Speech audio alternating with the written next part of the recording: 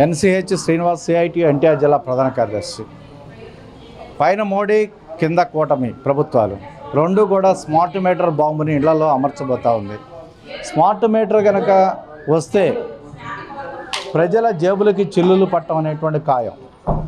Smart metre Adani కంపెనీకి లాభాలు తెచ్చిపెట్టడం కోసం ప్రైవేటీకరణలో భాగంగానే ఈరోజు స్మార్ట్ మీటర్ బిగించబోతూ ఉన్నారు.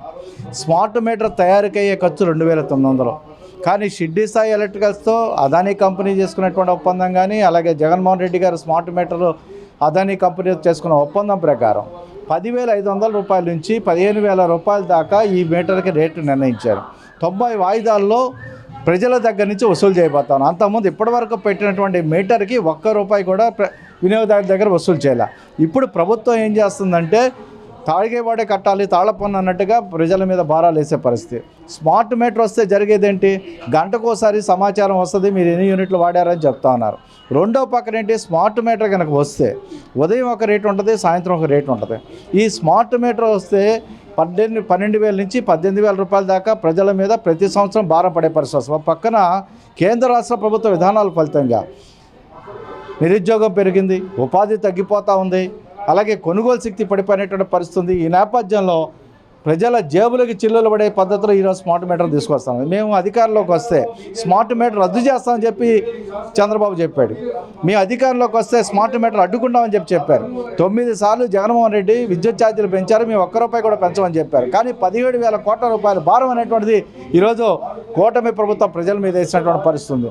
రెండో పక్కన ఏంటి, స్మార్ట్ మీటర్లు మేము రద్దు చేయాలని చెప్పి హైకోర్టులో సోమిరెడ్డి చంద్రమోహన్ రెడ్డితో కేసు ఇచ్చారు. ఈరోజు ఏమైనా జరిగిందని అడుగుతున్నాం. 13 మాసాల కాలంలో జగన్మోహన్ రెడ్డి పెట్టినటువంటి ఒప్పందాన్ని ఈరోజు ఆయన అమలు చేస్తూ ఉన్నాడు. ఆయన విధానాలను ఈరోజు అమలు చేస్తారు. సుపరిపాలన తొలగడుగు అని చెప్తా ఉన్నారు. కానీ ఈ తొలిగడుగు సుపరిపాలన ఎవరి కోసం అంటే కార్పొరేట్ల కోసం. పక్కన భూములు బందారం చేస్తున్నారు, ప్రభుత్వ వనరులన్నీ ఇస్తూ ఉన్నారు, రైతాంగాన్ని భూముల నుండి ఎలగట్టేయడం పని చేస్తూ ఉన్నారు. పైపెచ్చి ఈరోజు స్మార్ట్ మీటర్లు తీసుకొచ్చిన పరిస్థితి. అందుకని ఈ స్మార్ట్ మీటర్లు రద్దు చేయాలని చెప్పి సిఐటి డిమాండ్ చేస్తూ ఉంది, ప్రజా సంఘాలు డిమాండ్ చేస్తూ ఉన్నాయి. దీనికోసం ప్రజల్లోకి పెద్ద ఎత్తున ఆందోళనకి వెళ్తా ఉన్నాం. బెంగాల్లో ప్రజలంతా కలిసి పెద్ద ఎత్తున ప్రజా ఉద్యమాలు చేశారు. అక్కడ స్మార్ట్ మీటర్ని మమతా బెనర్జీ వెనక్కి తీసుకుంది.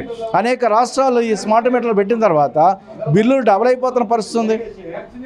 ఓ పక్కన విద్యుత్ ఛార్జీలు, దాంట్లో అదనపు ఛార్జీలు 5 రకాల ఛార్జీలు వేయటం ఇచ్చా.